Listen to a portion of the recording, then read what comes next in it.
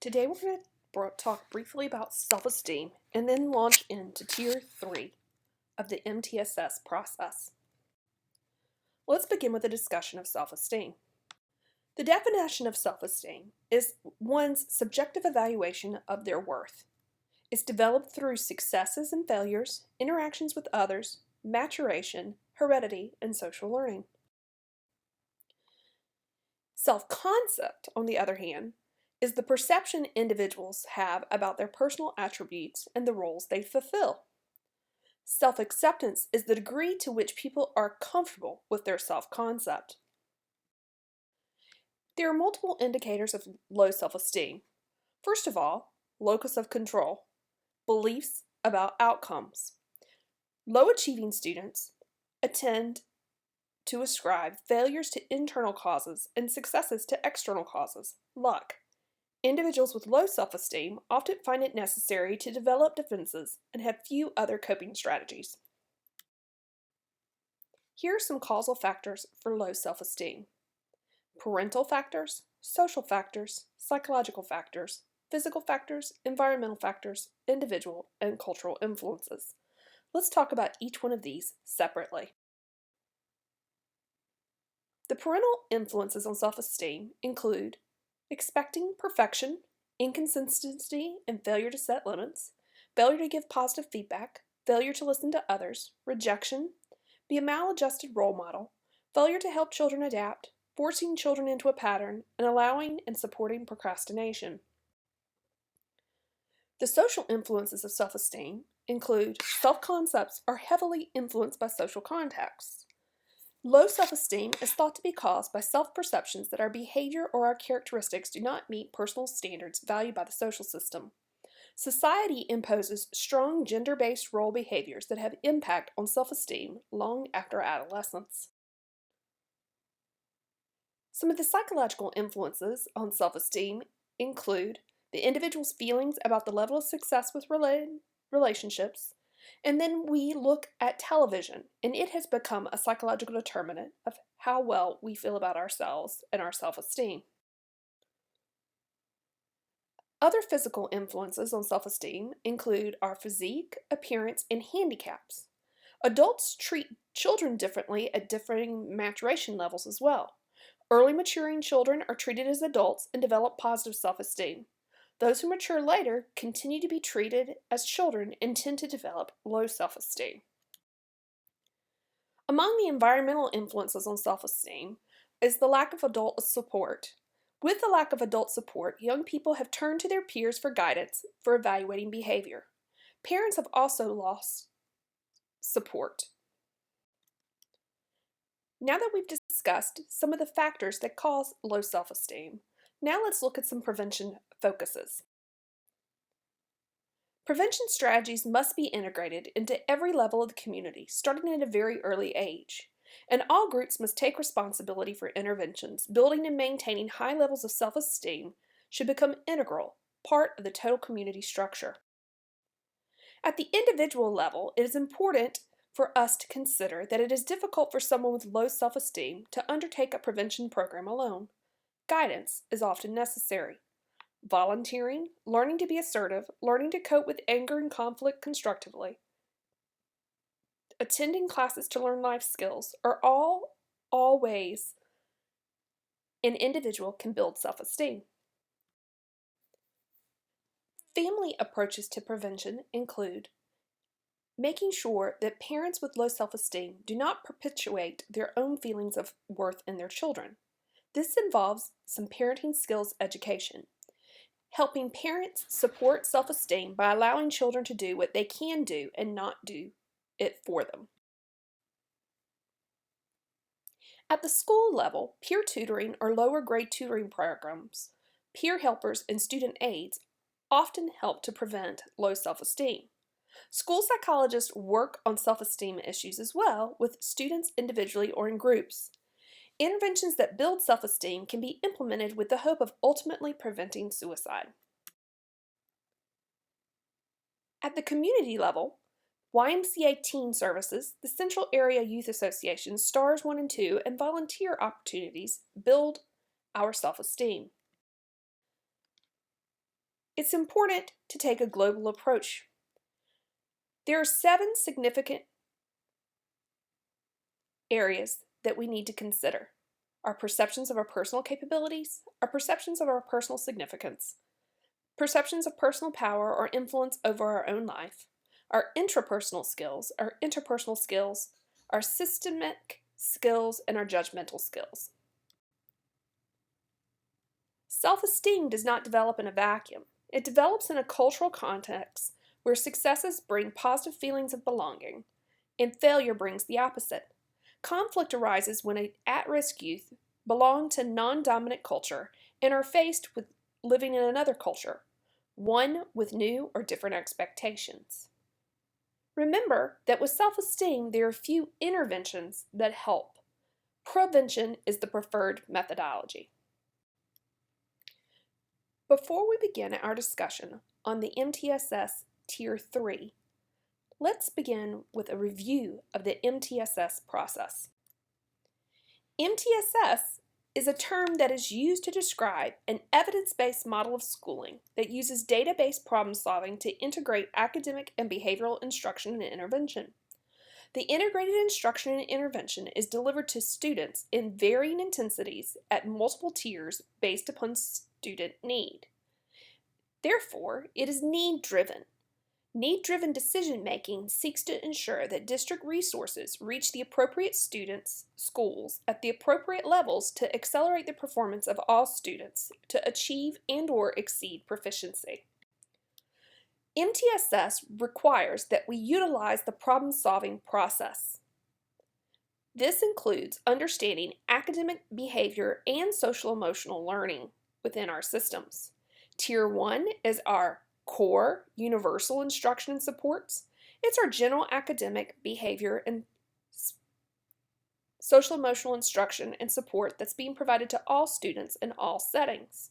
At Tier 2, that's our targeted supplemental interventions and supports. Remember that more targeted instruction and intervention and supplemental support, in addition to aligned with core academic behavior and social-emotional learning, instruction, and supports. Tier 3 is our intensive individualized interventions and supports. The most intense, that is, increased in time, narrowed focus, and reduced group size, instruction and intervention based upon individual student need, provided in addition to and aligned with Tier 1 and Tier 2 behavior and social-emotional learning instruction and supports. Recall that all of this requires the problem-solving process, where we identify the goal, we go through a problem analysis, we implement and plan. This is the 4-step process using the problem-solving process crosswalk. You can use the 4-step process, which is on your left, or the 8-step process, which is on your right. These are the components that form the foundation of the MTSS framework.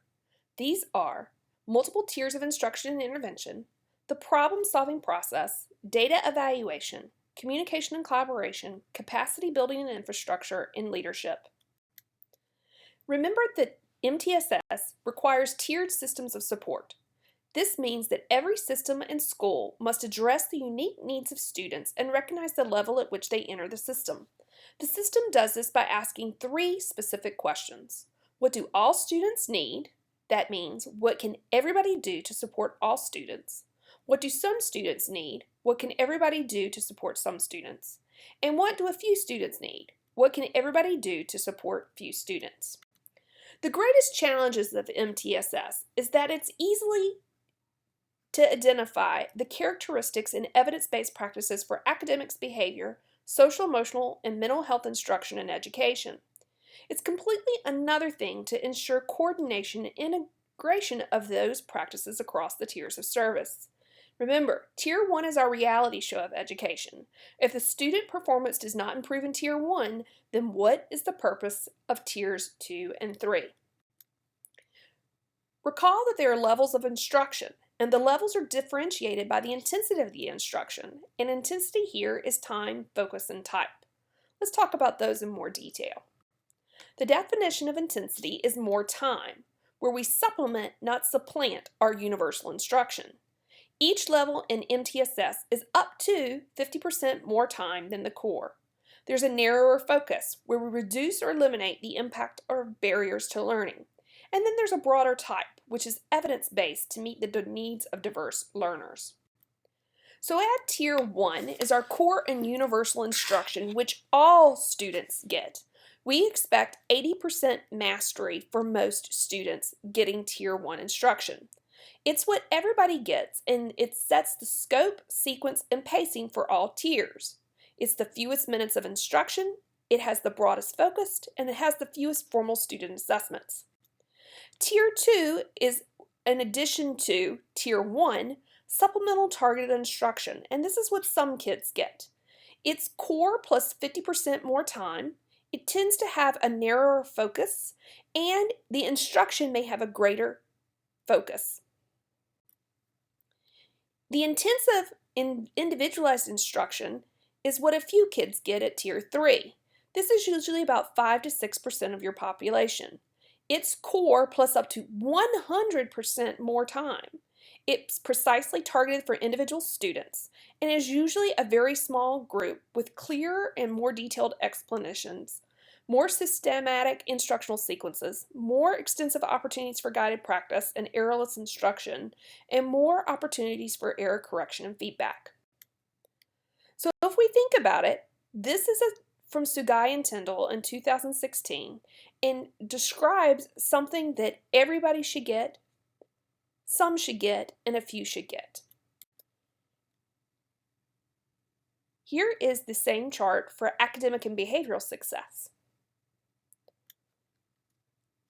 The importance is that we are gathering data to measure our impact. Now let's discuss Tier 3 of the MTSS model. What are the quality components of Tier 3 instruction? Let's think about it. We should work on the right problem.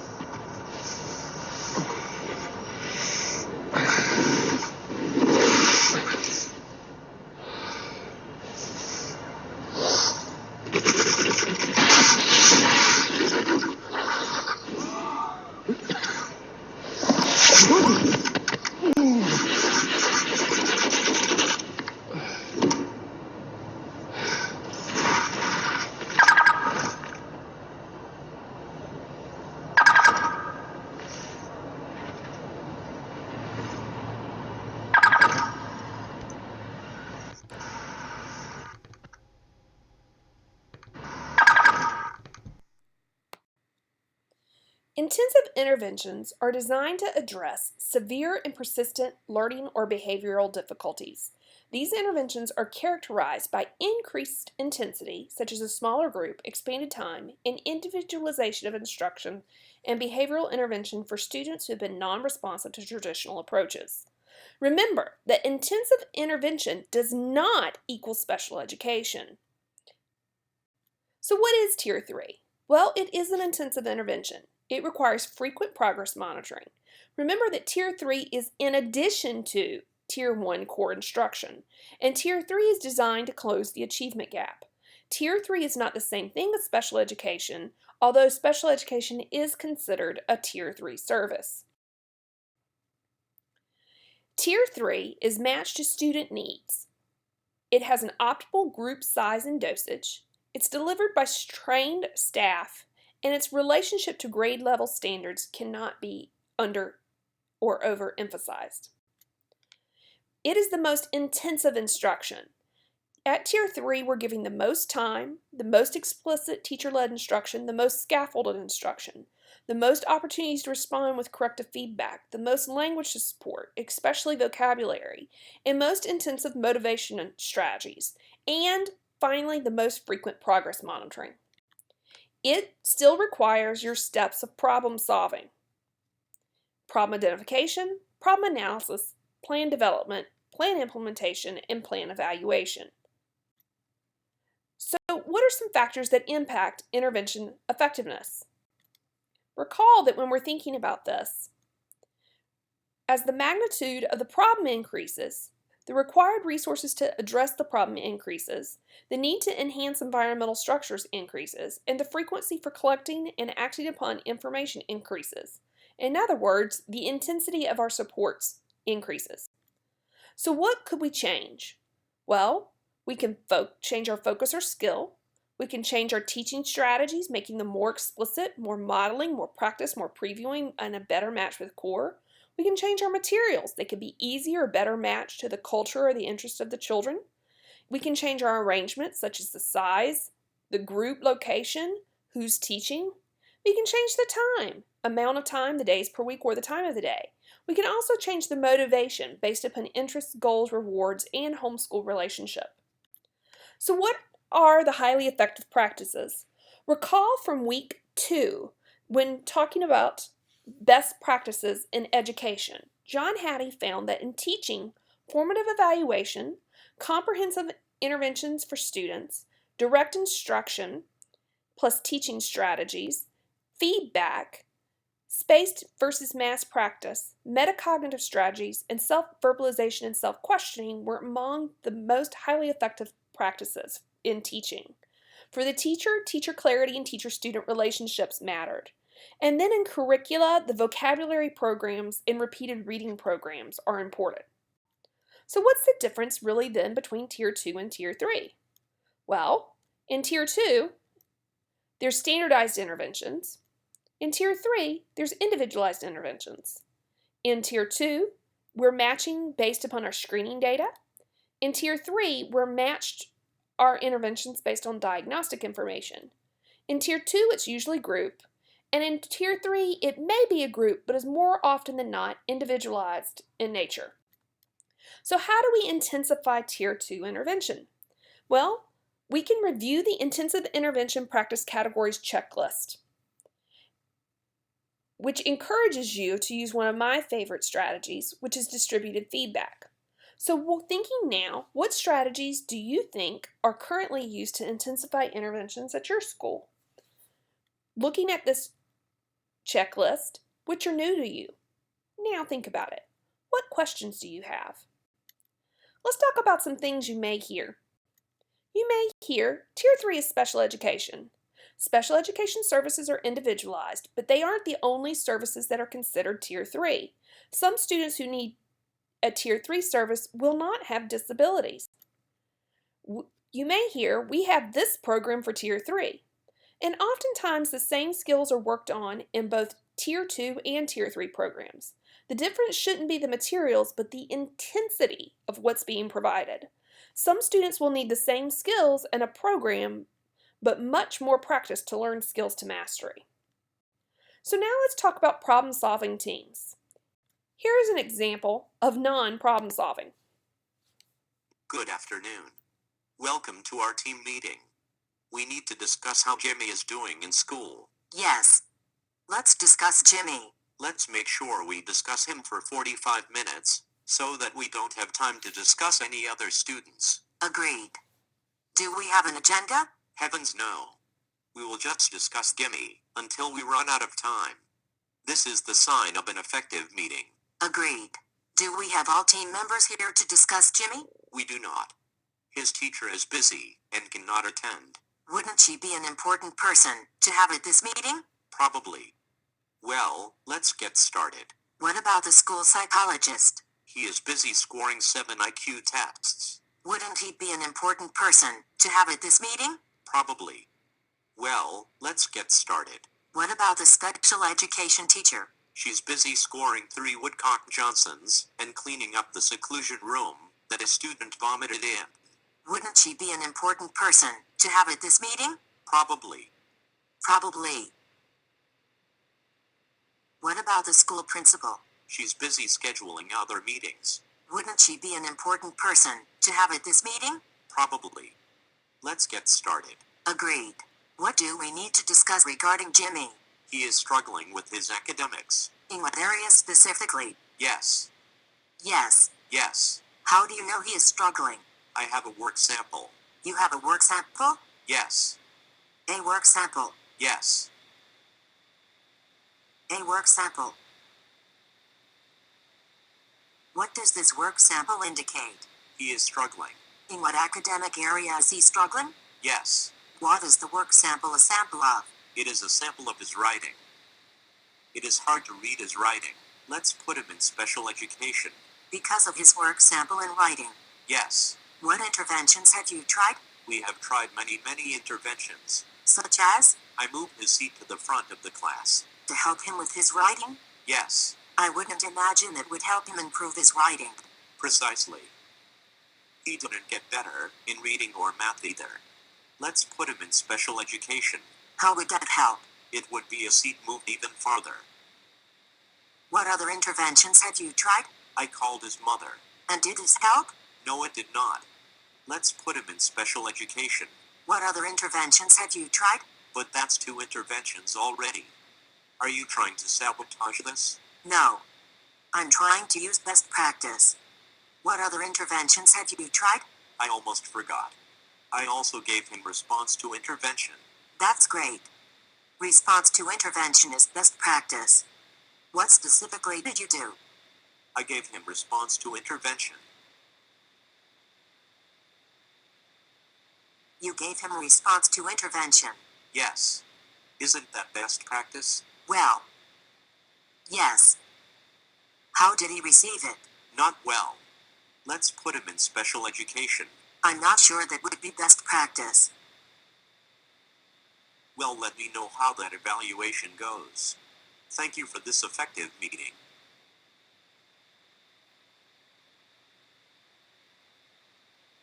You can think about it. Luckily, not all problems that we experience need to go through a problem-solving team, though. For example, in this Peanuts cartoon, it says, "Yes, ma'am, my friend who sits in front of me needs your help." No, she's not experiencing academic difficulties or having trouble relating to her peers. Her hair is just caught in her binder again. Remember the mission of the problem-solving teams. The mission is the primary purpose for the team is to improve student performance by decreasing the discrepancy between what is expected and what is occurring. It is proactive and not solely based upon referrals. The team must acknowledge and work against the misperception that the purpose of the team is to gather evidence for special education eligibility. Membership in the meetings should be reflective of school staff. Should be about 7 to 10 members, where the administrator is actually an active participant and team member. The meetings need to be held at a regular time. There needs to be an agenda formed and followed. The team members' roles assigned and carried out, and the method for accessing the team and forms for documentation of progress developed. Tasks then need to be assigned for outside of meeting time. So what are the distinguishing characteristics? Well, we prioritize and define problems using data. We're identifying problems specifically defined in observable, measurable terms. Where technically adequate measurement systems are used to describe the behavior that is occurring and the behavior that is expected. The team prioritizes and considers only one problem at a time. Then there is problem analysis. We are making efforts to assess why the problem is occurring. Teams focus on those possible causes to the behavior that can be affected through school resources, such as curriculum, instruction, and environment. Then there's a plan development, where observable, measurable goals are written for each problem to be addressed, often end-of-the-year grade level goals. Interventions are research supported. Progress monitoring data is collected and graphed for every goal.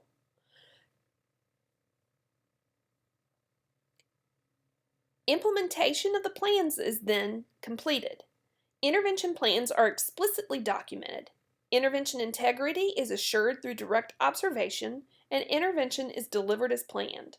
We document the level to which student participated in the intervention, including their attendance, time, and their active engagement.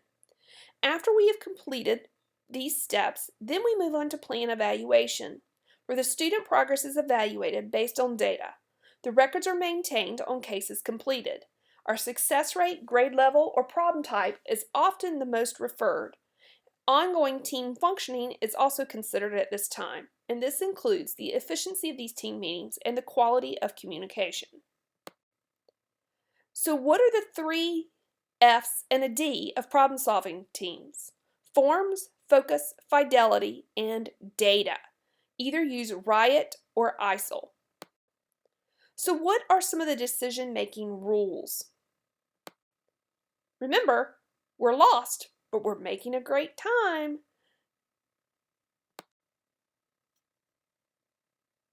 Think about it. In your schools, do they progress monitor students with interventions? Do you graph it? Do you use decision rules? And do you make changes to the instruction based upon those decision rules? If not, that's your new process. To make decisions with progress monitoring data, you have to graph the data. You have to set rules, you have to apply the rules, and then you make changes as needed to your intervention. Let's talk about each of these separately. Remember, when we're graphing data, on the x-axis is our time in the days, weeks, or months, and you need to make sure that this is spaced correctly. On the y-axis is our behavior to be measured. For example, using an oral reading fluency on a curriculum-based measurement probe. We then include the goal on the graph at the date it should be met by. Using your baseline data, you're going to draw a line connecting it to the goal. This becomes your aim line. And then draw a vertical line when you make a change or add an intervention. So it's going to look something like this. Look here. This is a progress monitoring graph. Notice time at the bottom and the correct words per minute at the top, and notice how they have drawn the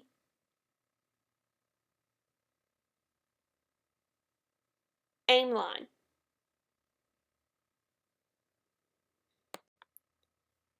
See the aim line?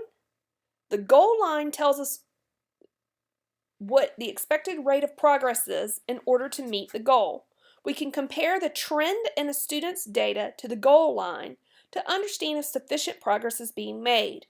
Note that you must go back in after the first measurement and set the start value at the student's first score. Otherwise, the goal line is going to start at 0, which makes it incorrect. Here, between the data points is our trend line. The trend line tells us what the actual rate of progress is for the student. We can compare the trend in a student's data to the goal line to understand if sufficient progress is being made. Note that trend lines can be seen both for all data points across the entire graph or just for those data points within a specific intervention condition, as shown here. Here is your intervention line. The intervention line tells us when a change to instruction was made, as well as a short name and description of that change. This allows us to look at changes in the student's level of performance, rate of progress, and variability of their data across each intervention condition. What do you notice about the student's performance across the 2 intervention conditions shown here?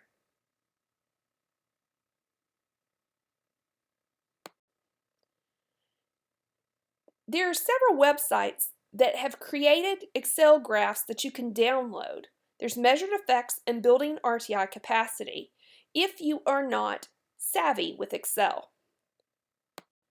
After you have graphed your data, then you set your decision-making rules. Typically, in school psychology, we say the 4-point rule. We're going to examine the last 4 data points. Above the goal line, we're going to increase the goal or fade the intervention. I recommend increasing the goal. Around the goal line, we're going to continue the current intervention. If we're below the goal line, the first thing we're going to do is plan a fidelity check and then intensify the intervention. And then we're going to continue progress monitoring in all cases. This is not the most accurate decision-making rule and should only be used if you don't have access to option number 2. Option number 2 is what's preferred. It's the trend line versus the aim line analysis. What we want to look at here is examine the trend line over the at least 6 to 8 progress monitoring data points. You're probably going to need computer software to do this. If we're above the goal line, then we increase the goal or fade the intervention. If they're catching up to the goal line or around the goal line, then we're going to continue the current intervention. If they're below the goal line and not catching up, we're going to check for plan fidelity and then intensify the intervention. Remember to note phases changes for changes to intervention plans. We also want to think about how we're setting the goal. If we're monitoring on grade level, then we should use the spring target score. If we're monitoring below grade level, we want to be ambitious with our weekly growth target. So how do you decide what grade level to monitor for? Software could guide you. You can use a survey level analysis, or you can crosswalk from other assessments. Here's an example of ambitious growth goals when measuring passages below grade level. In grade 1, we expect 3 words per week gain, but by about grade 6, we only expect 1.25 words per minute gained. You could also use the crosswalk from the MAP scores to determine the grade level.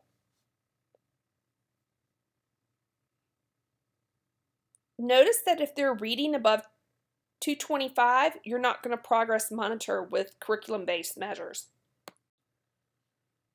Now we need to consider our decision rules. We need to schedule a regular time for teams to review progress monitoring data together, and we need to protect that time. So let's try some. What would you do with this intervention?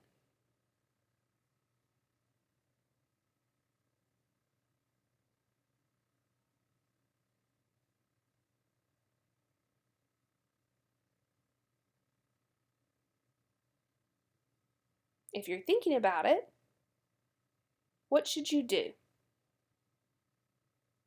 You should keep the intervention, right? How about this one?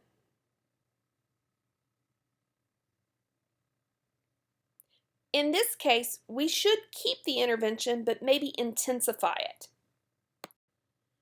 How about this one?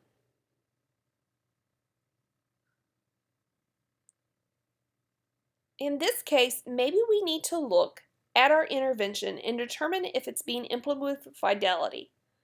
If it's being implemented with fidelity, then we should intensify our intervention. If both of those are done, then we need to maybe consider changing the intervention. This one's kind of hard to see, but take a moment to think about it. What should we do? In this case, the child is meeting the aim line, so we should keep this intervention. How about this one? Notice that your trend line is above the aim line, so we should probably keep it. How about here?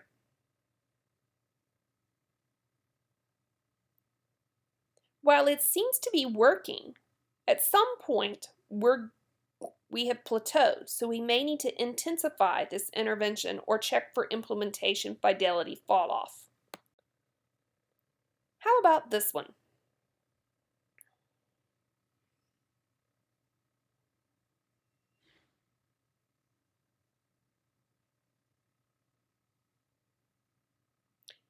This one we may need to continue monitoring a little bit more or intensify the intervention. Now look at this example. Here the blue line is our goal line or aim line, and the orange line is the trend line. In this case, what would you do? Again, after checking for fidelity, then we might intensify.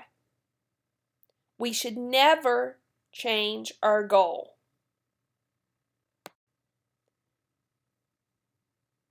Look at this one. The student began the year of just a few points below target.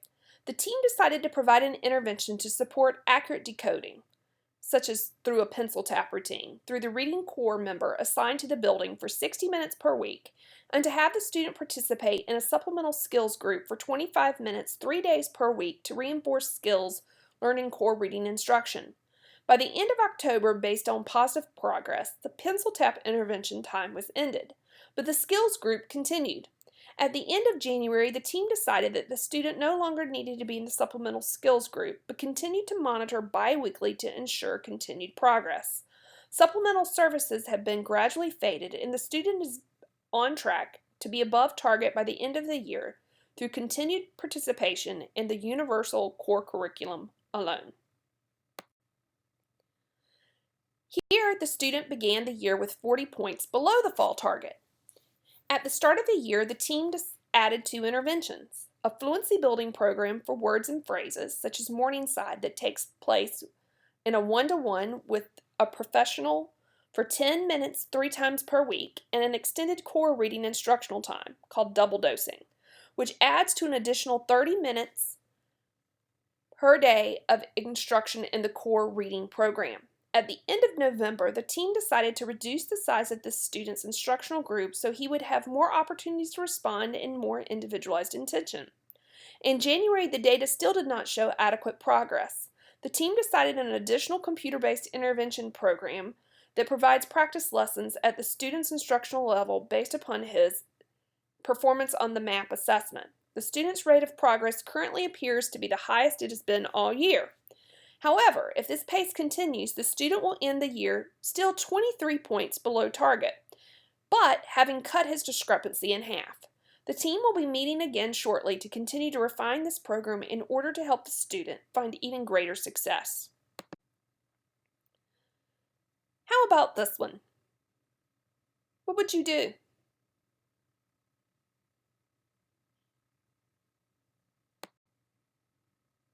How about this one?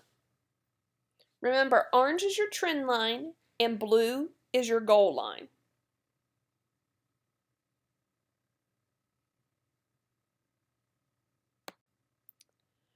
So, when looking at our data, we need to think about how we're going to make changes as we need them. When instructional changes are needed, we're going to need to modify in writing the intervention plan, and we're going to intensify the plan using the checklist that's been provided. So what do we need to document in our plan? Well, teachers may make modifications in instructional procedures and/or skills, instructional arrangements such as teacher-student ratios or peer mediation, the allocated time for particular lesson components, instructional materials, motivational strategies. All of these need to be documented. These may occur both in core instruction and/or supplemental intervention. However, I need to caution you with 2 words, the words nonlinear and error. And let's take a look at this. Growth in reading is actually nonlinear. So if we're using our trend lines and our goal lines, then our goal line is going to be based upon a linear rate of change. Well, if growth is nonlinear, it means that our goal line will often overestimate what is expected. Growth is nonlinear here. So if you look at our target, right, which is our dots here, our dashes, if we were linear, in this case, the student would exceed our target, but that's not what happens. In fact, there is error in either way in their score. So growth also has error. So growth is nonlinear and it has error. We can't expect children to stay on the same path. Research has shown that when students participate in looking at and analyzing their own progress monitoring graphs, they actually do better. It seems to improve their motivation and encourages goal-directed behavior. So here are some questions you can encourage students to ask about their own data. Are my scores going up? What's my highest score? Could I beat it next week? What skills do I want to work hard on during the next 3 or 4 weeks to try to increase my score? And why do I think my scores have improved? Think about this and ask others. For those who have implemented MTSS appropriately, what advice do they have for you? So here are some things you may hear. In using progress monitoring data, we don't have time to look at the graphs. Well, if you don't set time as teens, it's not going to get done. The goal is too high. You don't know what a child can learn until you teach him. Don't give up and always err on the side of more instruction.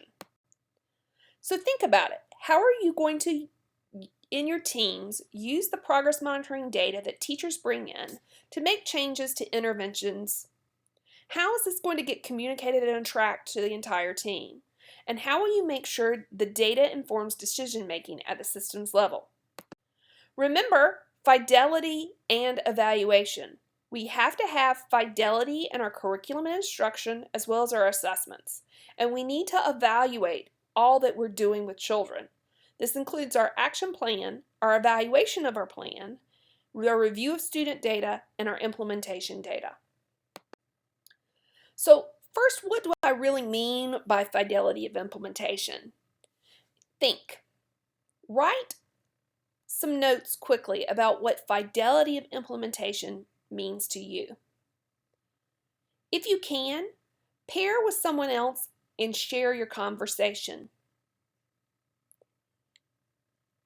Well, fidelity of intervention and implementation really means the degree to which an interventionist is committed to implement a specific treatment and actively demonstrates intervention-related behaviors. It's the degree to which a planned intervention is implemented as designed. So what do all these terms have in common? Intervention fidelity, treatment integrity, intervention adherence, and intervention integrity. It's the same thing. The degree to which a planned intervention is implemented as designed. So in fidelity implementation, we have several things that we need to consider.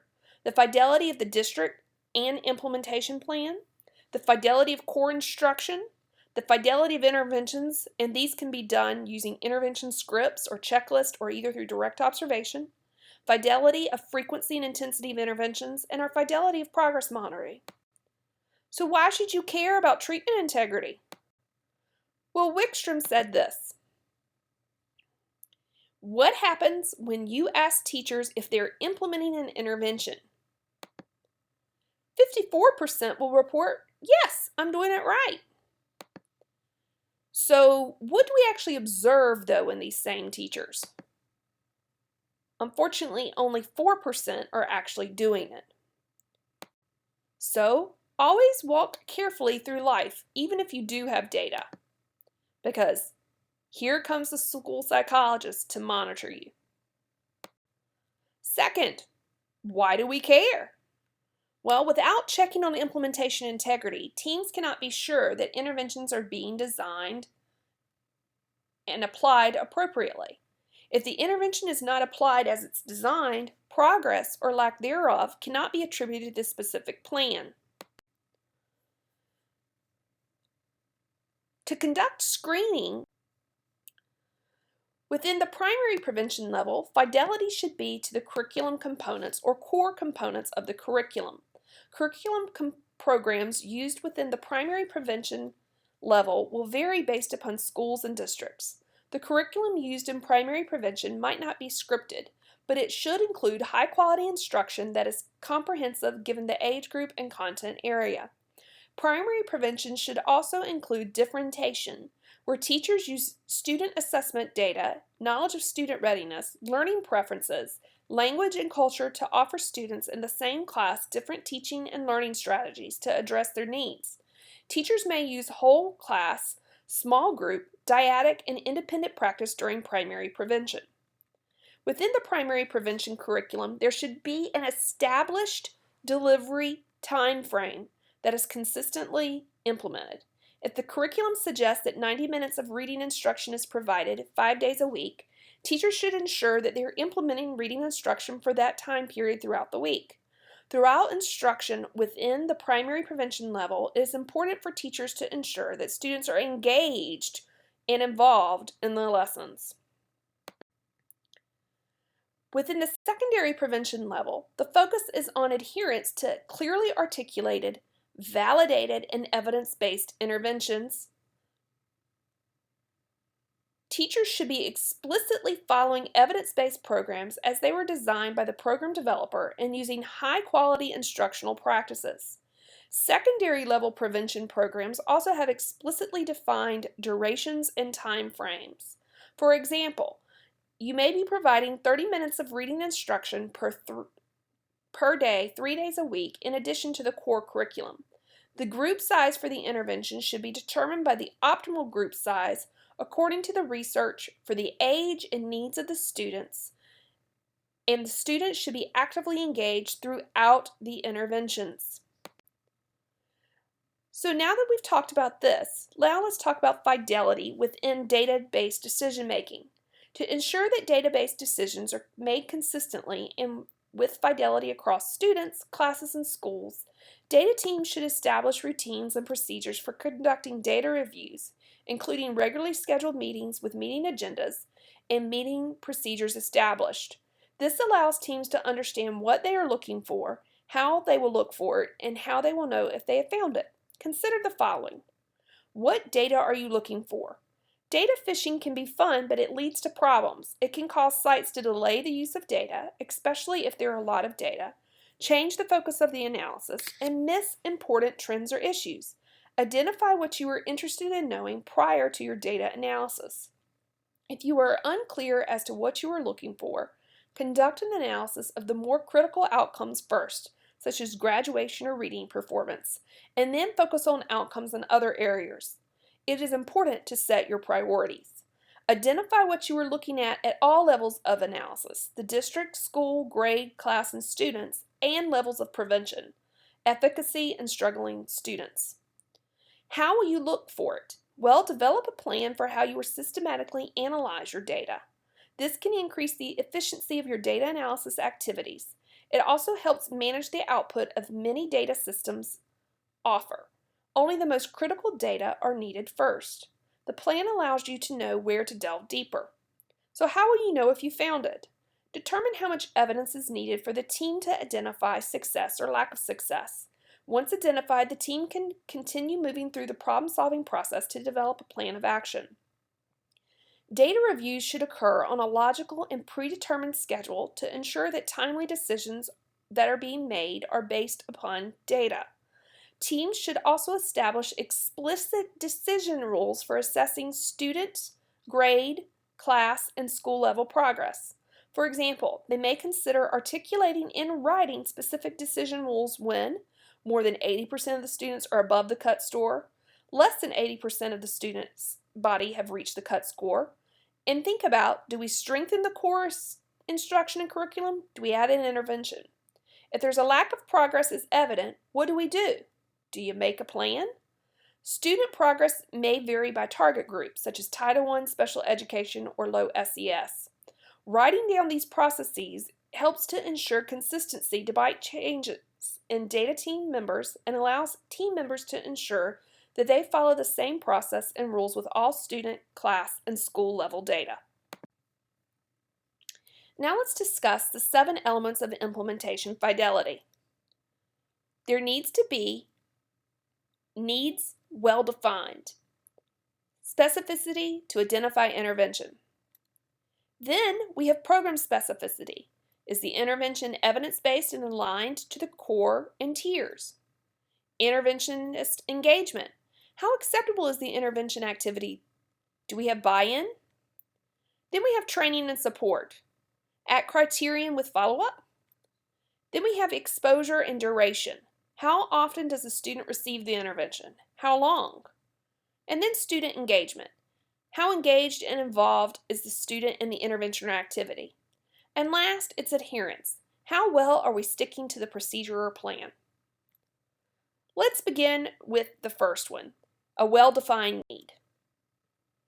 If a need is well-defined, it is student need has been operationalized. There's an actionable definition and it can be linked to evidence-based interventions. Program specificity means that the intervention meets the criteria for evidence-based, and fidelity is hard to measure if the intervention is not well-defined.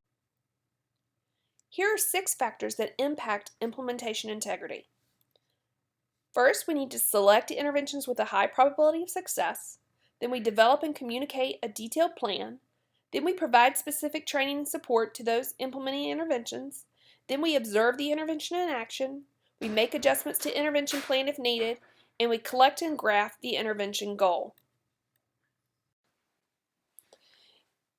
When we're thinking about interventionist engagement, we need to think about multiple factors that influence whether or not the intervention will be successful. One of those is wondering and asking ourselves if the intervention we have selected is acceptable and feasible to the interventionist. That means, is it easy to implement? Is it positive? What's its perceived effectiveness? And is it compatible with the instructional environment? This often means that we need to test drive interventions. This means offering 2 interventions and having them select the one that they would like first.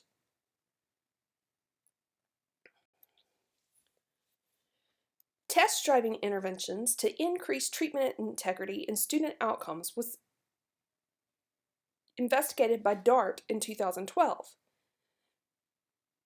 What he found is that teachers who were resistant to implementing new strategies implemented with higher rates of fidelity when they were able to test drive several strategies and select the one they found the most acceptable.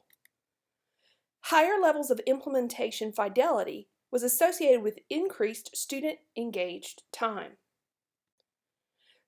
Another factor that we need to be considering when we're looking at treatment implementation is the exposure and duration of the treatment. We need to think about the time. Is it based on the intensity of need? The days, which is based on the intensity of need. We need to document. This means making sure we have a system. And data. Remember, the data are going to inform your exposure and duration. Student engagement is another key piece of the puzzle when determining whether or not an intervention will be effective. Student engagement is academic. Those are the behaviors directly related to the learning process, such as attentiveness and completing work. They are also social, following written and unwritten classroom rules of behavior, coming to school on time, interacting appropriately with peers and teachers.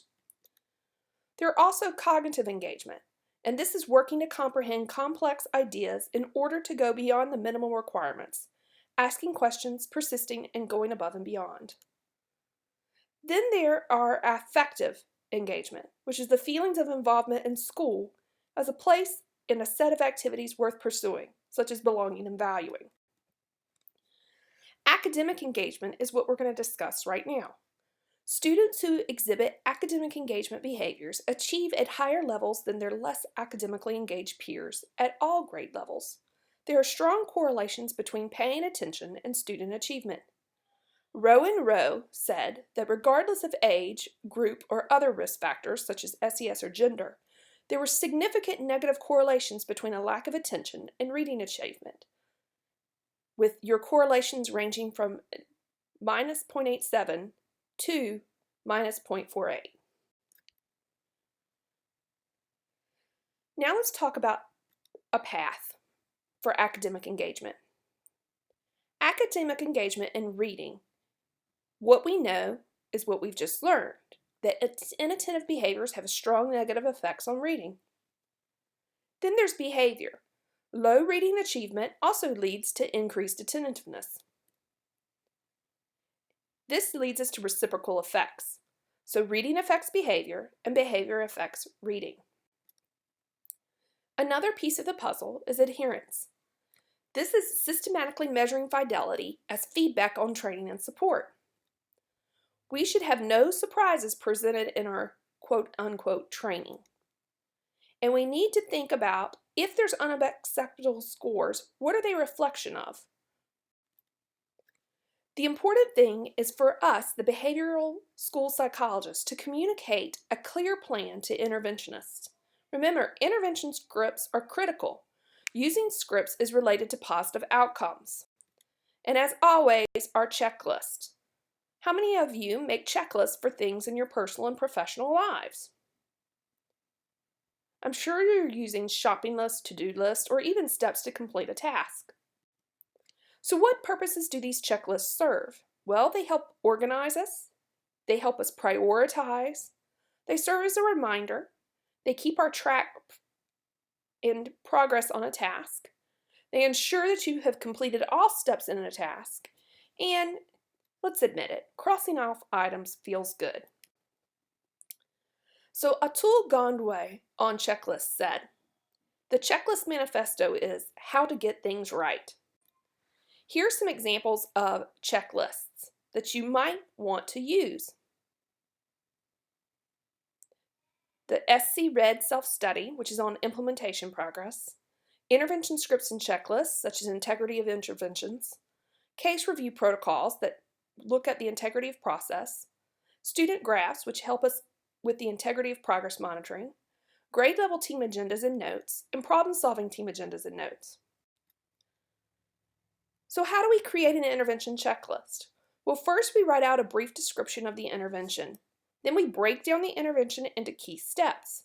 We use concrete and practical language, and we put in table format, possible columns, intervention sequences, and then have yes, no's, or NAs. Here's an example of a checklist for a newscaster reading intervention. Here's the description of the intervention.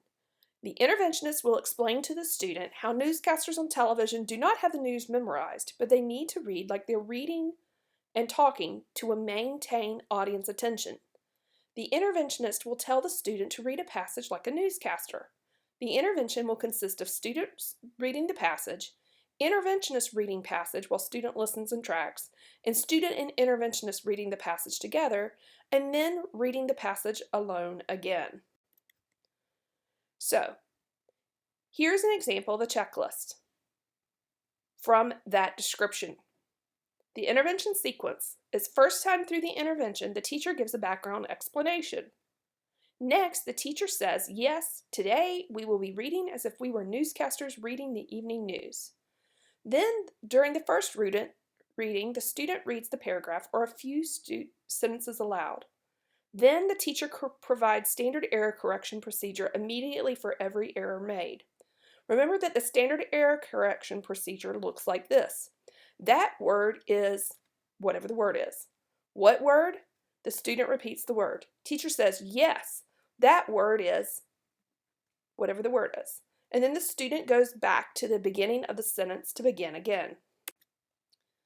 The second through the fourth readings in this newscaster intervention, the teacher reads the same passage aloud 3 times in a row. Then the student actively tracks along with the teacher with eyes and finger while the teacher reads. For the 5th through the 7th readings, the teacher and the student read the same passage aloud together 3 times in a row. If necessary, the teacher uses keep your voice with mine correction and goes back to the beginning of the current sentence. During the 8th reading, the student reads the same passage aloud 1 more time alone. The student's expression improves over the course of intervention time. Now, that was one example of how to create a checklist, but there are others. If you would like to look at these checklists, here are some good examples of websites to look at. After we have discussed the importance of fidelity of the intervention, we also need to think about training and support as a piece of the puzzle. There's an article called Using Scripts Related to Positive Outcomes that you might want to read by Earhart, and then there's another one very similar by Hiralal and Martins. Training and support helps us adhere to the principles of effective professional development. We need to review with our interventionists the fidelity measures we're going to be using. We need to measure their related knowledge and skills. We need to make sure that our training is replicable across interventionists. We need to consider the design support before training is completed and commit to that. We also need to practice measuring student performance and emphasize visual comprehension through graphing. Remember, scripts are very helpful in this.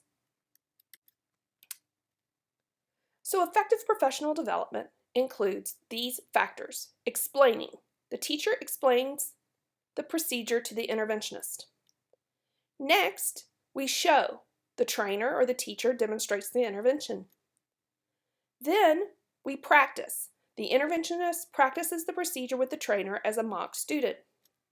Then we give feedback. The trainer provides specific feedback. So again, this follows the I do, we do, you do with specific feedback model that we've been discussing as effective teaching. We need to repeat this as necessary and apply it in the instructional settings. Remember, performance feedback increases implementation integrity. So think about it. Are you sure training is effective? Well, sometimes doctors make mistakes. Anna, you have to try twice as hard to fix them. Are you using your inhaler? All the time. Go through one a week. You sure you're using it right? Do I look like an idiot? No. Why don't you show me how your inhaler works?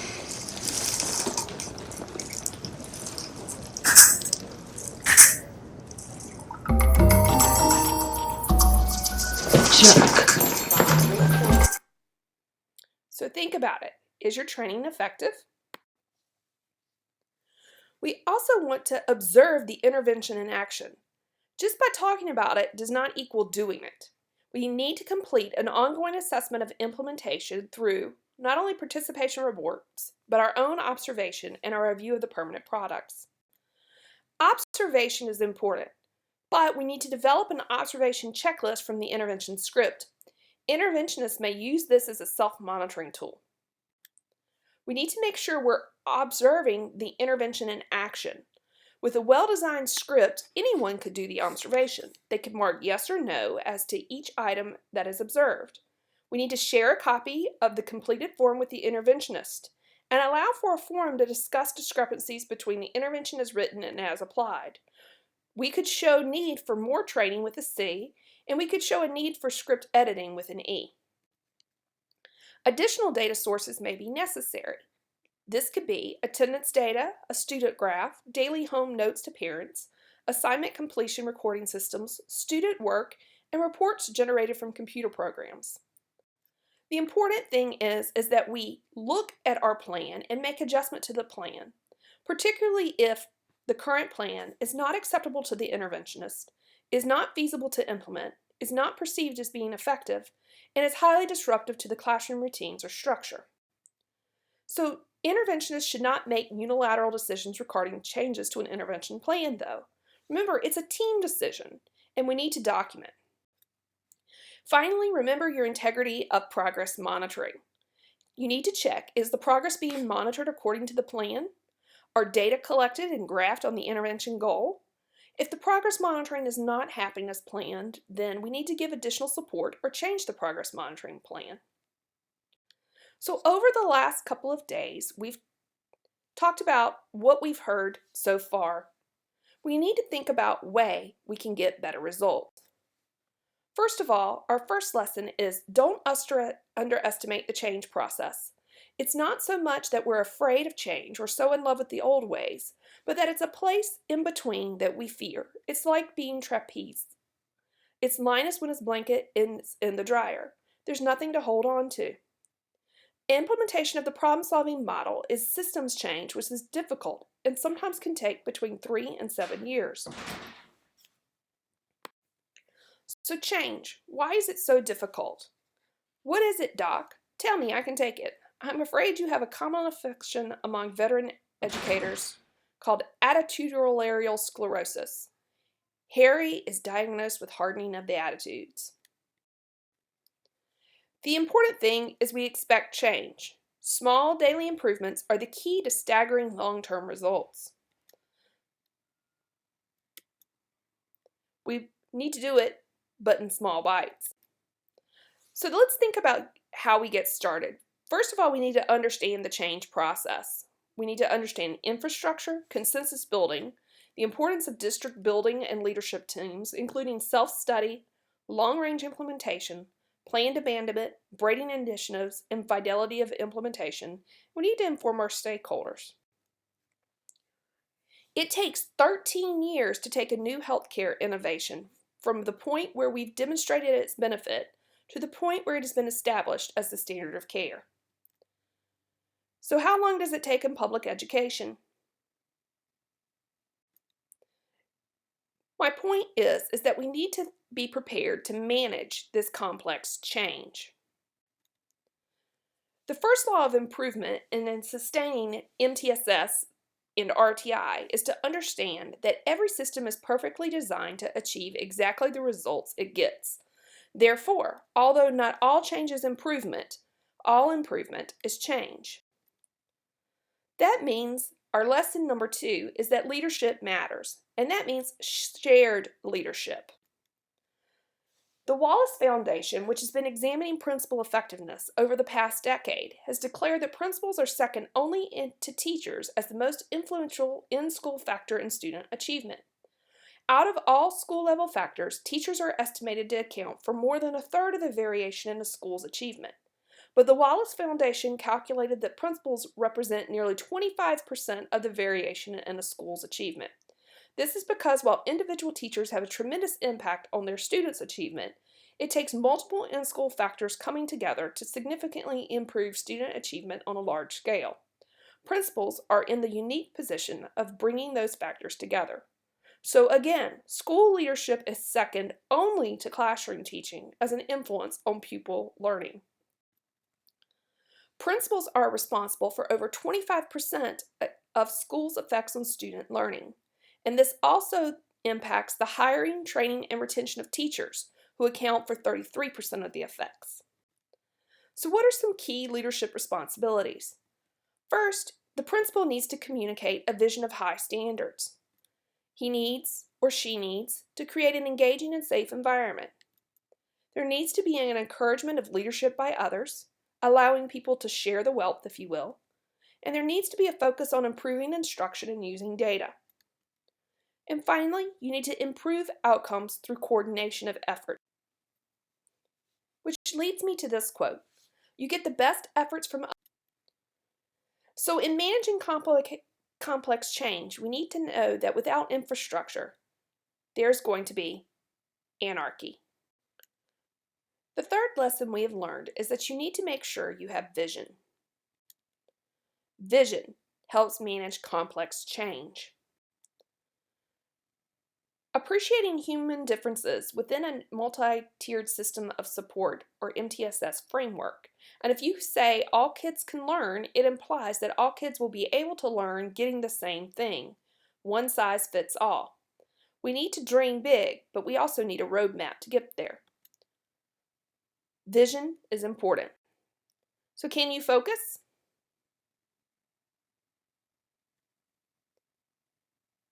Where are your eyes? Is your rhetoric consistent with your focus? So why do we need vision? Well, it is supported by evidence. It helps our staff understand why we're doing what we're doing. It provides a basis for clear plan. It leads to this idea of initiative braiding, and it defines our school culture. Remember, vision all starts with belief. So what happens if you take your eyes off the ball? You lose your vision. Well, you might get slapped by it. Multiple simultaneous initiatives reduce the coherence of a teaching program.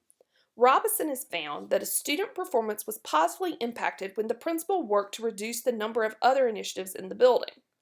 Numerous researchers caution against adopting too many initiatives that detract from the improvement focus and result in initiative fatigue. So less is more. Keep it simple, stupid. Focus. Reeves has also found this, that the highest relationship with increased student performance comes from a narrower focus. Focus results in student achievement gains that are 5 times greater than schools and districts that score lower in focus, and the results in schools being better able to implement other essential leadership and teaching strategies. That leads us to the idea of braiding initiatives. It's important to braid response to intervention efforts into what's already going on. Response to intervention should help a district accomplish its goals. It doesn't add anything if you don't take something else away. If you lose your vision, what happens? Well, there's confusion.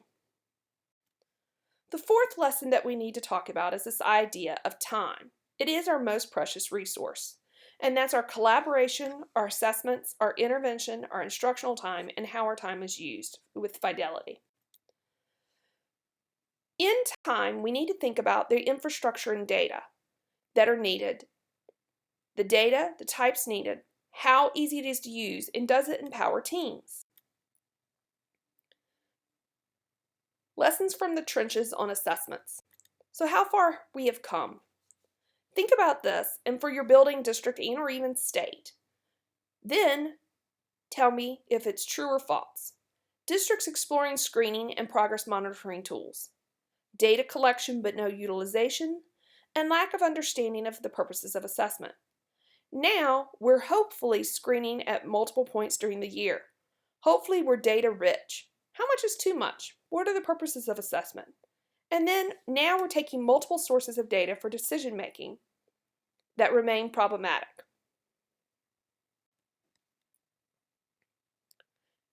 So when we're thinking about data-based decision making, we've learned a lot. We used to make decisions not always based on data, but on professional judgment. Now, there's much more of an emphasis on using data to guide decision making. We used to have data systems. What are they? Now we have many more options for data systems, but challenges remain in creating unified data systems that are easy to use. We used to have a lack of formal progress monitoring using reliable and valid measures. Now we have improved progress monitoring, but that's sometimes disconnected from our interventions. We used to not have any real decision-making rules. Now we have improved decision-making rules, but confusion around the tiers. So infrastructure and support is important. So how far have we come? Well, it used to be that scheduling is a huge problem. Now we should have a common intervention time. There used to be that professional development was disconnected from the district needs. Now professional development's become more job embedded. There used to be very little coaching, but now there's coaches, but we still don't have a system of support. There used to be traditional teams that were very special education focused, and now we have more teams, but communication structure is needed. We also know that parental involvement still is problematic for us. So without infrastructure and data, what happens? We get chaos. The fifth lesson we've learned is about professional development for the staff and professional development on the curriculum. We need to ask ourselves, is the district aligning resources to match the goals and needs of the action plan? Through professional development, through staff, and through the curriculum. This leads us to our resources. Resources help us manage complex change. So let's think of some things. What do we have? What is needed? What funding is needed? And do we just need to revamp our current status quo? Without resources, what happens? Slow change. Next, we need to talk about the knowledge, skills, and efficacy. Successful implementation of RTI requires educators to be knowledgeable about collecting and interpreting data, effective instructional strategies, and differentiation of instruction, matching student supports and needs. It also requires that educators believe their skills for implementing RTI will be effective with students, self-efficacy, and drives implementation and increases sustainability. Professional learning must also precede implementation, ensure that staff have the necessary skills to be successful, and the beliefs that their efforts will be rewarded with improved student outcomes. Most critical skills that educators lack are those needed to analyze student data and select and implement interventions effectively. So, in terms of our knowledge, skills, and dispositions, what do we need? We need the declarative knowledge with the facts, the concepts, and the models. Then we need procedural knowledge, the skills, how to do. And then we need dispositions, which is our belief in self-efficacy. Unless you have the skills, you're going to have high anxiety.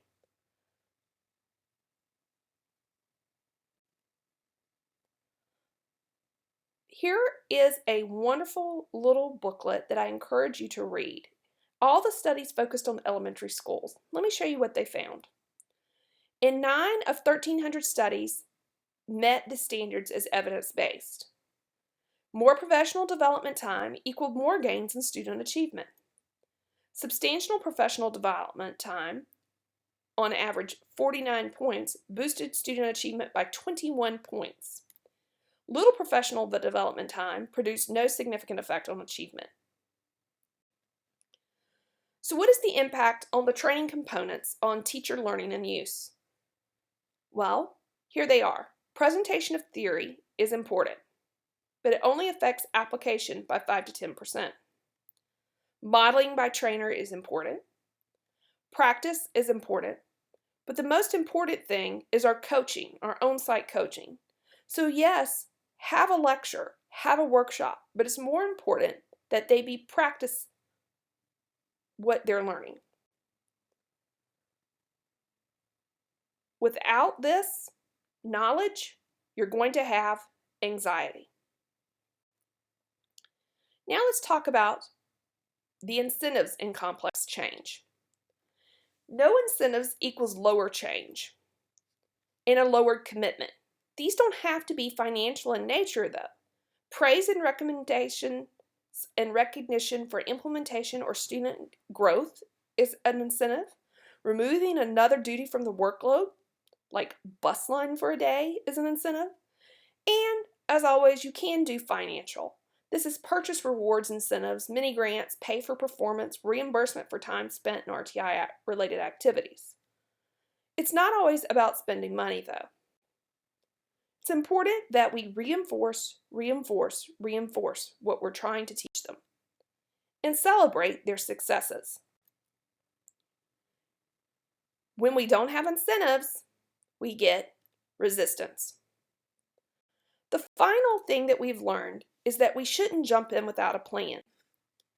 So how do we manage implementation plans? Well, there are multiple stages of implementation. The exploration or foundation, installation, where we initially implement, full implementation, innovation, and sustainability. However, there's this myth that implementation is linear. That's not really what happens. This is what happens.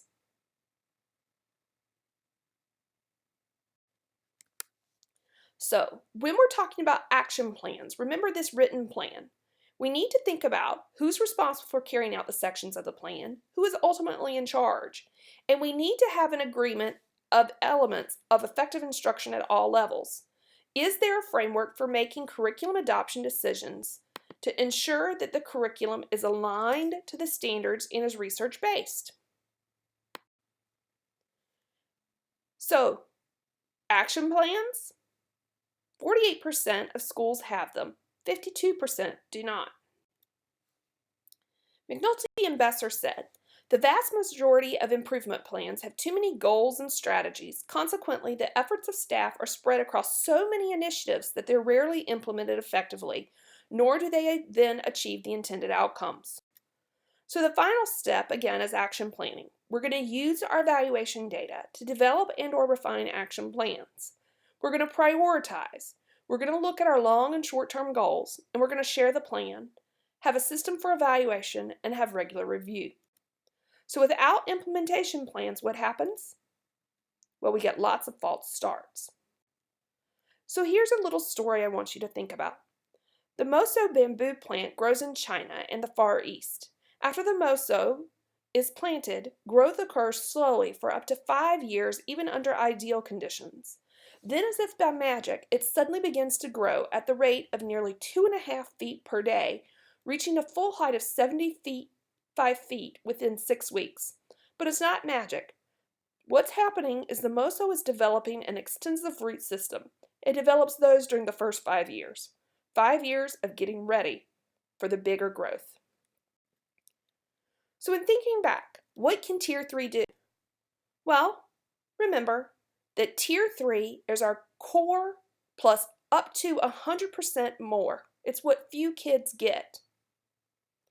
And it involves looking at are systematic processes that we develop for monitoring, evaluating, and reviewing curriculum. So how do we promote integration of Tier 3 and Tier 1? Well, in academics, we have to have the same scope and sequencing and pacing of materials. We have to use the Tier 1 materials. We're using Tier 2 as a bridge to support between Tier 1 and Tier 3. We're using our pre-teaching, reviewing, and reteaching strategies. We're having our shared goals. Collaboration and communication are key. And our outcome evaluation priority of Tier 1 is still there, of expectations and growth. For behavior, what we need to see is shared goals for student development and outcomes. We're going to link our content of Tier 3 practices to the context of Tier 1 issues.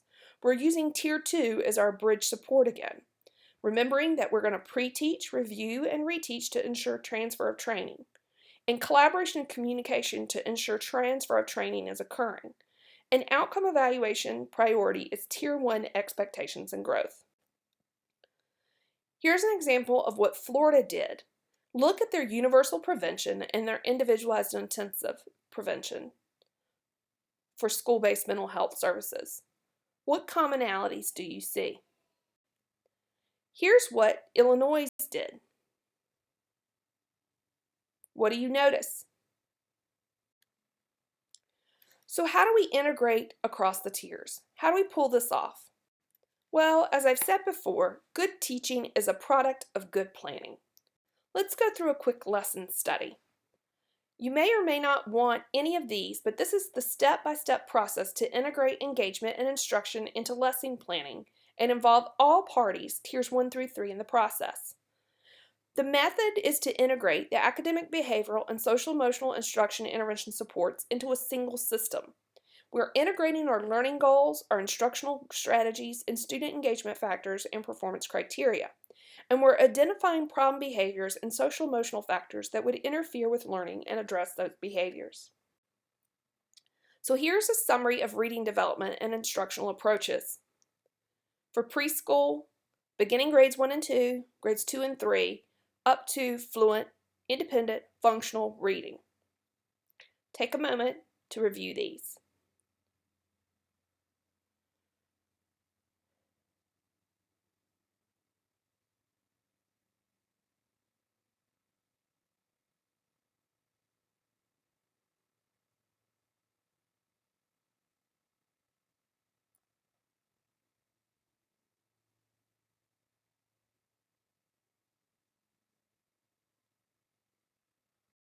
Here's our case study.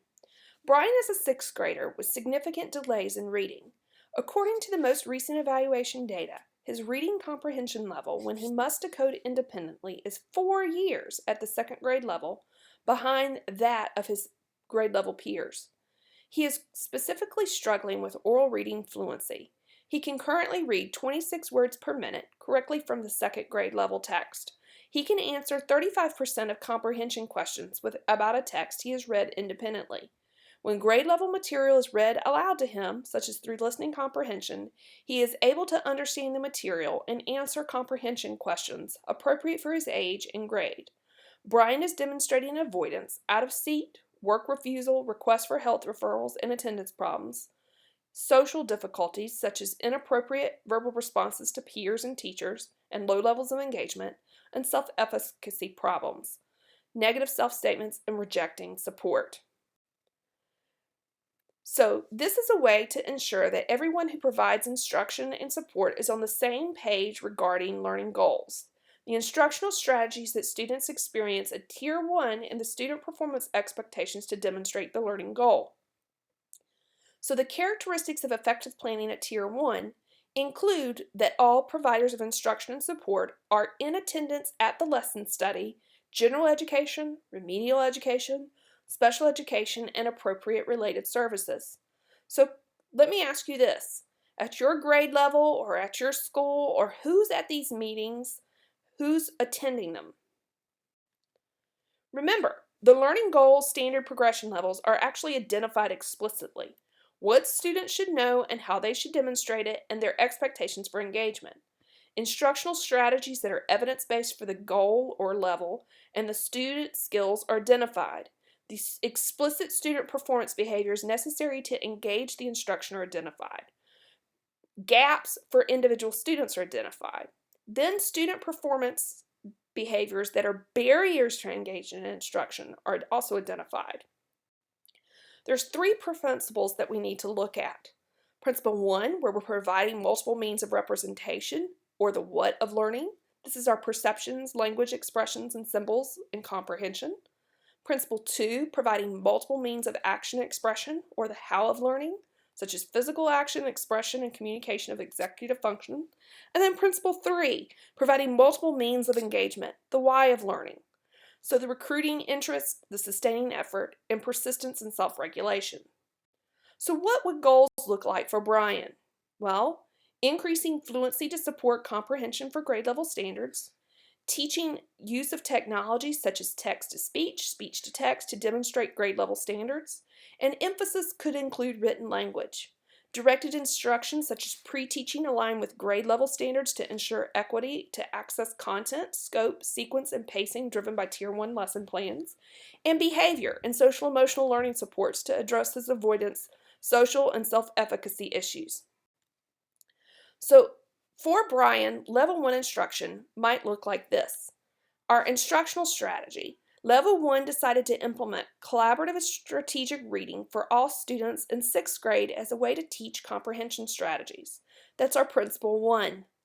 Student performance. Brian and other students with reading difficulties will provide verbal responses to comprehension probes using either speech-to-text, teacher interactive, or other strategies involving verbal responding. That's our Principle 2. Then we're providing access to content. Brian and other students will use text-to-speech technology to access subject content. That's our Principle 3. Finally, at Level 1, there will be collaboration.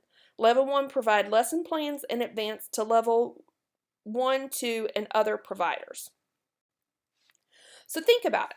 What behavior social emotional supports would serve Brian and all students in Tier 1? Here are a few hints. Strategic behavior supports in delivery instruction or engagement supports. Now let's think about our specially designed Tiers 2 and 3. Think about the characteristics of effective planning for Tier 2 and 3. For Tier 2 and 3, providers must meet separately to lesson plan their instruction within the context of the Tier 1 lesson study meeting.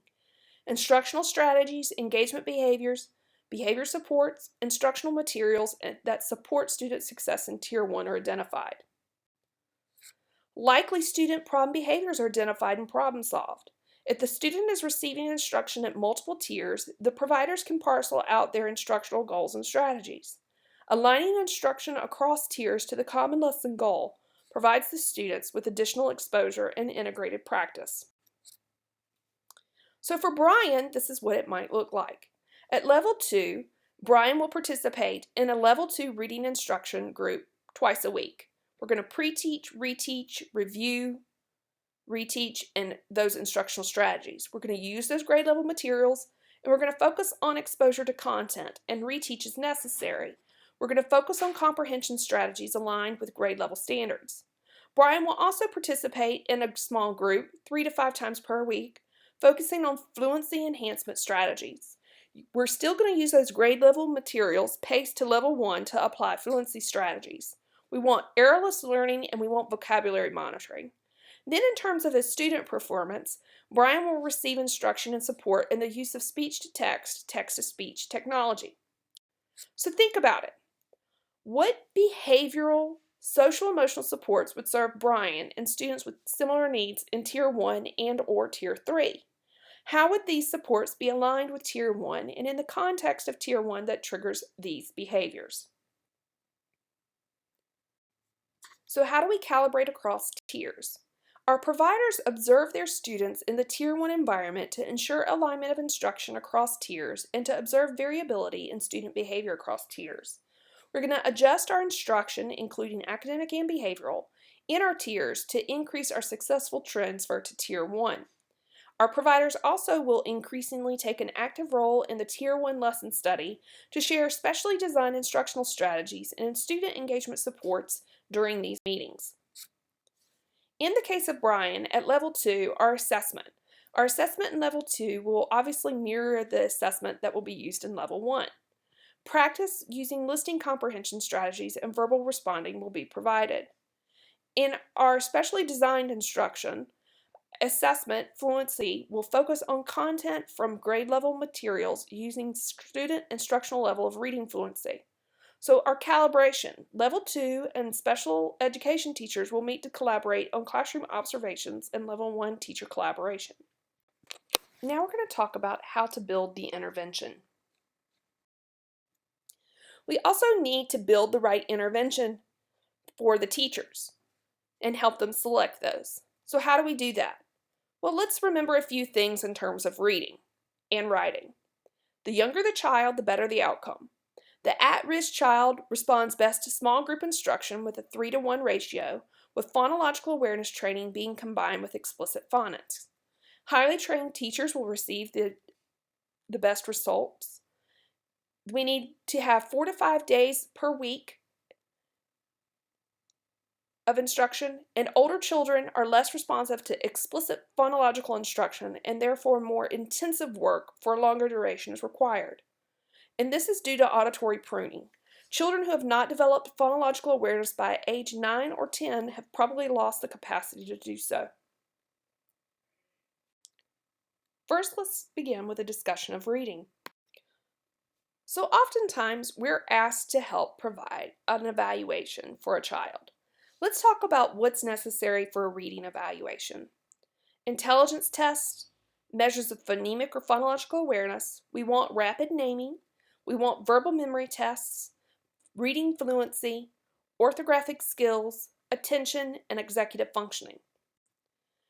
We particularly need to look at, while we're looking at phonemic and phonological awareness, maybe using the NEPSI-2 phonological processing scale, the PAL-2 phonological coding scale, the WIAT-3 pseudo word decoding early reading or the CTOP, the KTA-3 or the WJ-4.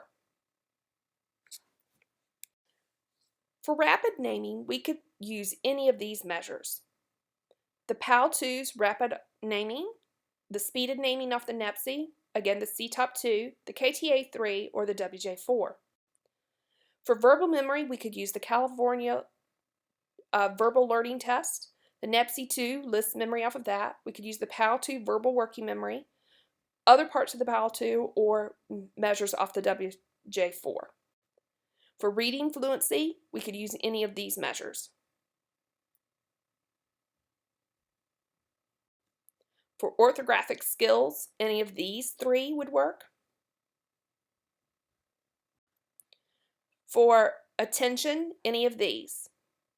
And it's really necessary when we're doing a reading evaluation to also measure attention. For executive function, any of these. My preference is the brief 2 along with the NEPSI-2.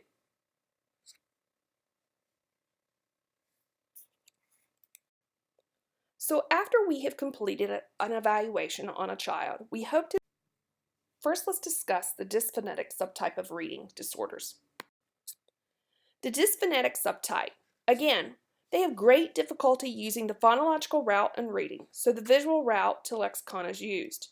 These readers do not rely in letter-to-sound conversions, but rather over-rely on visual cues to determine the meaning from print. There's actually some neuropsychological significance here in the left temporal parietal gradient or the supramarginal gyrus. So what you might see with these kids is that if the target word was cat, they would read it as couch. If they saw it as balloon, they would read ball. If they saw jump, they would read gym. If they saw ghost, they would read goat. So in dysphonetic dyslexia, typically what we would want to do in a reading evaluation, again, is to look at phonemic awareness deficits, phonological processing deficits, phonological working memory deficits, and you would see a tendency to guess on these words. So our remediation strategies for dysphonetic dyslexia depends on the age of the child. Up until about 7.5, 8, and sometimes up to 12, you're going to be using a bottom-up approach. If they're over 12, you're going to use a top-down approach. So any one of these in these age areas would work for them. Just to remind you of a few of these that were on that previous slide, there's the Horizons Fast Track program, and it's 150 lessons, it's 50 minutes per lesson. It's highly scripted, but it's designed for individuals and children grades 2 and above. What they're doing is they're teaching letter sounds in 2 families. They're looking at the last part of the sound makes letter, or the initial sound is the letter. After consonants are learned, orthographic prompts, color code blends are there. For instance, the blue letter makes no sound and the black letter says its name. Word attack activities emphasize decoding and critical vocabulary prepare students for upcoming stories. There's also the morphological connection, which is a top-down, and what we're teaching here is the idea of the morpheme. And remember, the morpheme is the smallest meaningful component of a word that still conveys meaning. There's prefixes, suffixes, and Latin roots. Research has shown that children learn to anticipate words through a combination of phonological, orthographic, and morphological strategies. So teaching them morphological awareness contributes to individual differences in reading and spelling that cannot be entirely attributed to orthographic and phonological processing. One of the most effective programs for English language learners and adults and adolescents with learning disabilities is this Wilson reading system. And what's recommended is that it be done 4 to 5 days per week for 45 minutes to 90 minutes per day. It's an emphasis on one of 6 syllable subtypes such as closed syllables, open syllables, vowel consonant E syllables, vowel-team syllables, R-controlled syllables, or consonant syllables. And what's happening is the students are creating their own diacritical markers, and students rely on finger tapping to learn syllable boundaries. The comprehension component doesn't really rely on metacognitive strategies then, but rather visualization, which usually isn't impaired. Now let's talk about surface dyslexia. Then there's surface dyslexia, and an over-reliance on sound-symbol relationships as the process of reading never becomes automatic. These children break down every word into its phonetic base and read very slowly due to the orthographic processing that's going on. Extreme difficulty reading words where phonemes and graphemes are not in a one-to-one correspondence. So words like yacht and debt would be incredibly difficult for them. So if, for example, they saw the word island, they might read it as island. If they saw grind, they may see grind. They see listen, they may say listen. Begin, they might say beggin. Lace, they might say lake. So in surface dyslexia, again, what you would see during a reading evaluation is orthographic processing deficits, slower rapid naming skills, poor reading fluency, and inaccurate reading of irregular words. Surface dyslexia also kind of works on these parts of the brain. Just to remind you that Shaywitz in 2003 did a little study, and he found that good readers spend more time reading each day so that they read many words per year compared to poor readers. So a good reader is going to be reading in 20 minutes a day 1.8 million words per year. If someone's reading less than 1 minute a day, they're only going to get 8,000 new words per year. So you can see how reading also affects our vocabulary development there. So here's just an example for skilled readers. See if you can read this.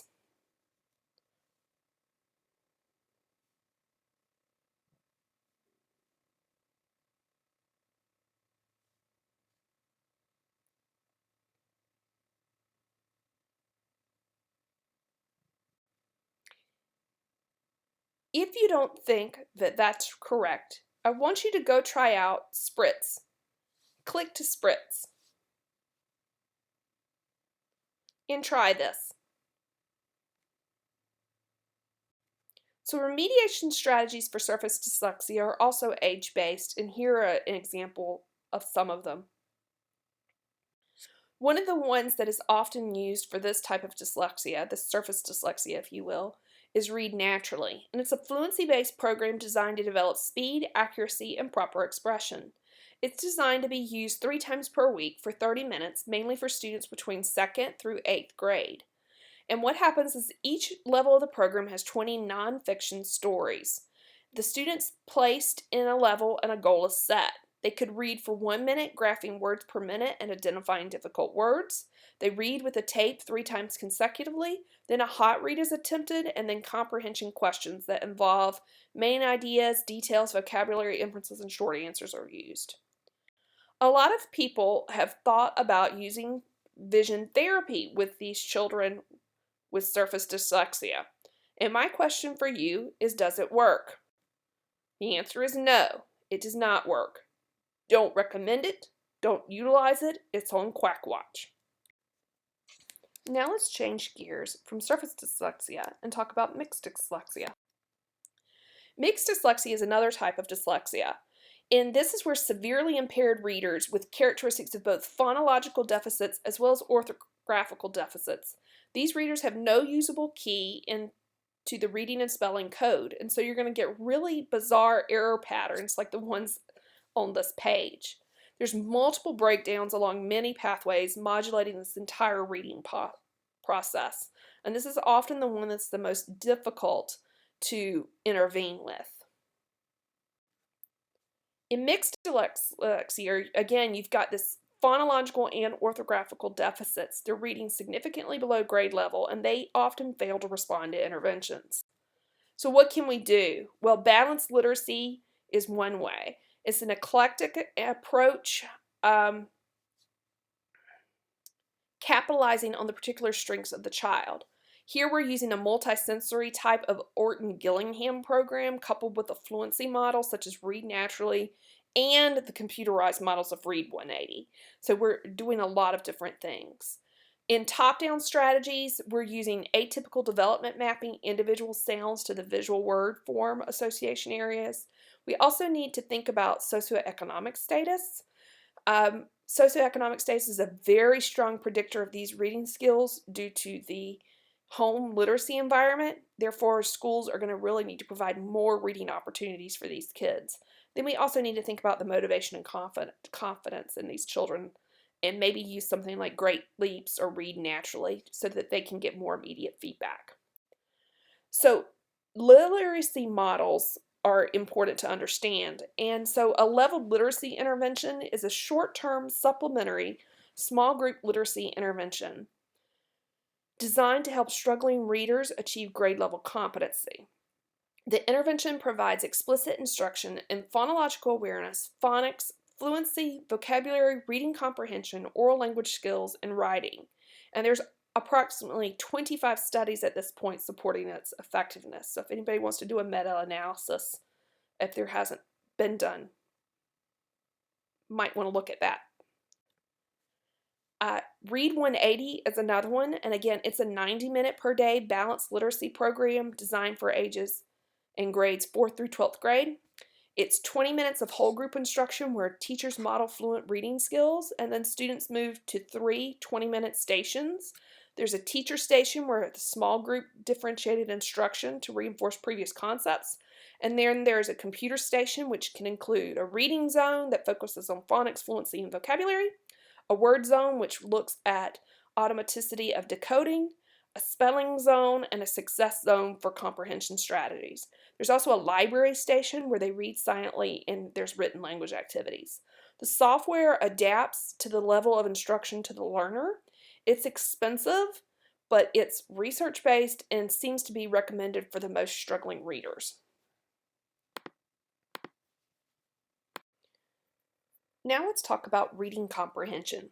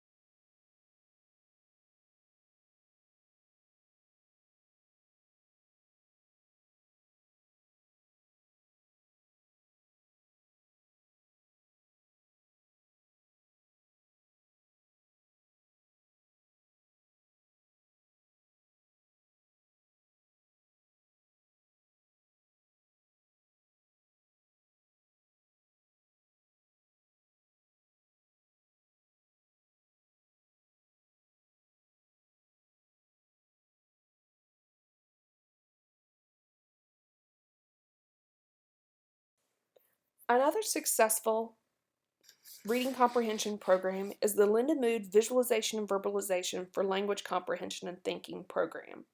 It was actually created by Nancy Bell, and it's recommended 3 to 5 times per week for about 60 minutes. It's a 12-week program, whole class or individual, and it's based on 12 structure words: what, size, color, shape, etc. It's used to provide a framework to create visual images, and the student begins with a picture imaging, word imaging, sentence imaging, multiple sentence imaging, and then paragraph imaging. Pacing is determined by student progress.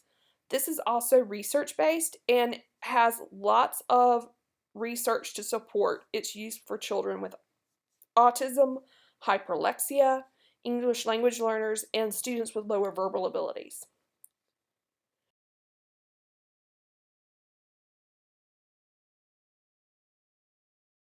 Now let's talk about mathematics.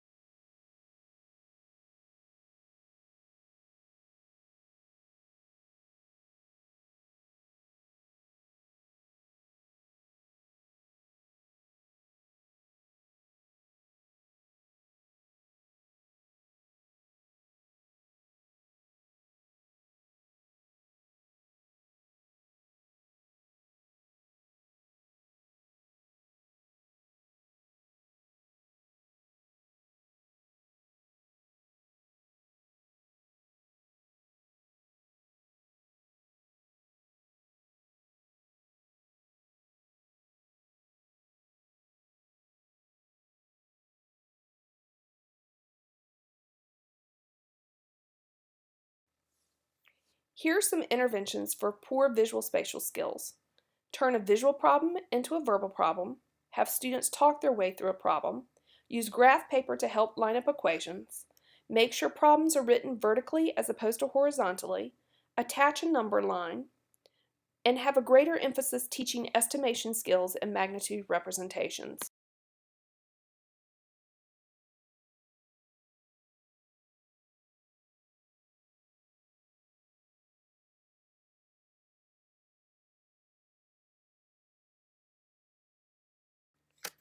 For individuals who have lower working memory, here are some interventions. We could use the number line. We could have them use a calculator. We really need to reduce anxiety in the classroom. We could increase number sense through games such as dice, dominoes, or cards. We could encourage paper and pencil use while calculating equations, and we could use mnemonic techniques to teach math's algorithms and sequential steps to problem solving. If the child has deficits in executive functioning, we want to look very carefully at those because they often are affecting their math abilities. Here are some executive functioning measures. Again, I prefer the brief for this. We also want to look at their mathematics skills and number sense. Here are some measures for this.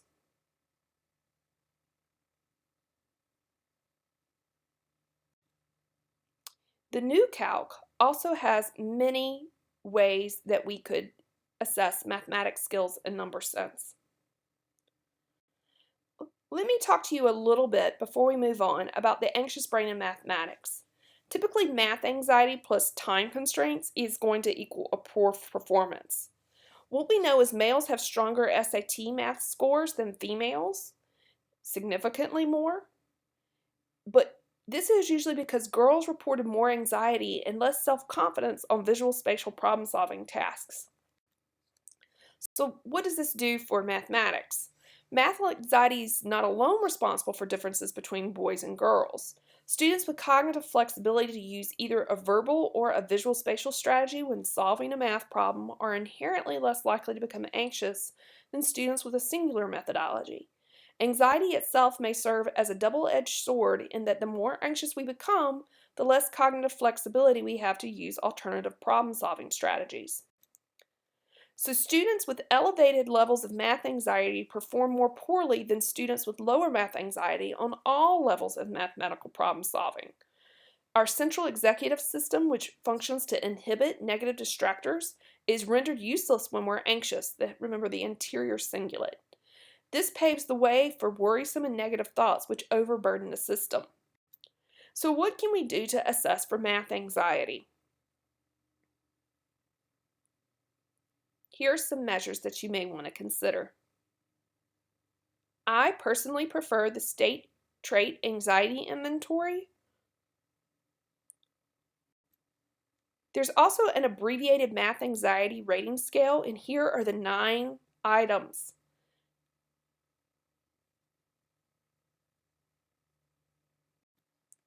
So let's talk about some ways to reduce math anxiety. Well, we need to teach multiple ways to problem solve. Students who utilize both the visual spatial and verbal strategies outperform students who over-rely on just a singular methodology. We also need to avoid skill drills. Speed in competition creates anxiety. We need to obtain fluency without classroom competitions. And we also need to link problem solving with passion. We need to attach personal meaning to the harshness of the cold problem solving. Baseball batting averages or Yu-Gi-Oh! Life points are a fun way to learn math operations. Can you think of others? We also need to set algorithmic procedures to a song.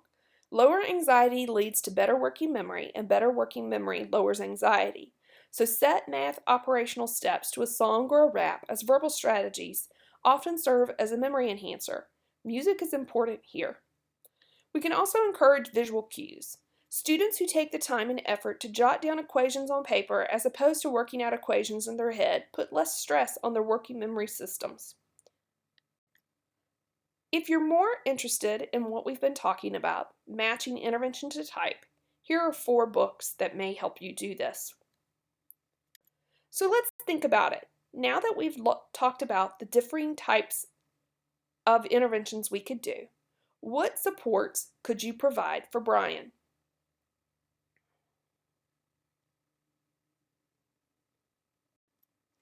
So are you ready?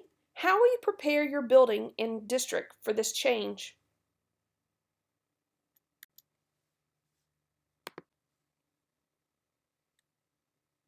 If you've learned a lot about leadership and making a movement, then let's watch a movement happen start to finish in under 3 minutes and dissect some lessons.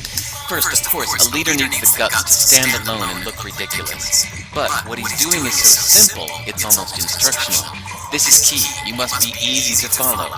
Now here comes the first follower with a crucial role. He publicly shows everyone else how to follow. Notice how the leader embraces him as an equal. So it's not about the leader anymore, it's about them, plural.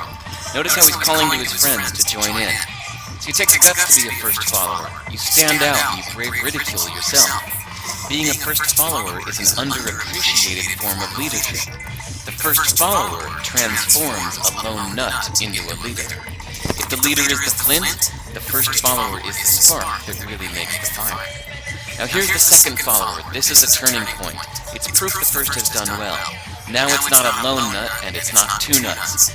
3 is a crowd, and a crowd is news. A movement must be public. Make sure outsiders see more than just the leader. Everyone needs to see the followers, because new followers emulate followers, not the leader. Now here come 2 more people, then 3 more immediately. Now we've got momentum. This is the tipping point, and now we have a movement. As more people jump in, it's no longer risky. If they were on the fence before, there's no reason not to join in now. They won't stand out, they won't be ridiculed, and they will be part of the in crowd if they hurry. And over the next minute you'll see the rest who prefer to stay part of the crowd, because eventually they'd be ridiculed for not joining. And ladies and gentlemen, that is how a movement is made. So let's recap what we've learned. If you are a version of the shirtless dancing guy, all alone, remember the importance of nurturing your first few followers as equals, making everything clearly about the movement, not you. Be public, be easy to follow. But the biggest lesson here, did you catch it? Leadership is over-glorified. Yes, it started with the shirtless guy, and he'll get all the credit, but you saw what really happened. It was the first follower that transformed a lone nut into a leader. There's no movement without the first follower.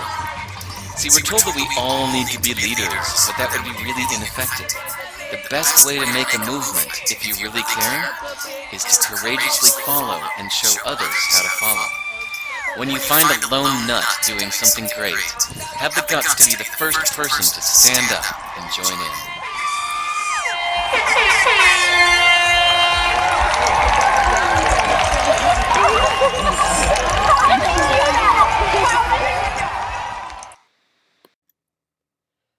So now thinking back over this entire class, what's your 1 degree?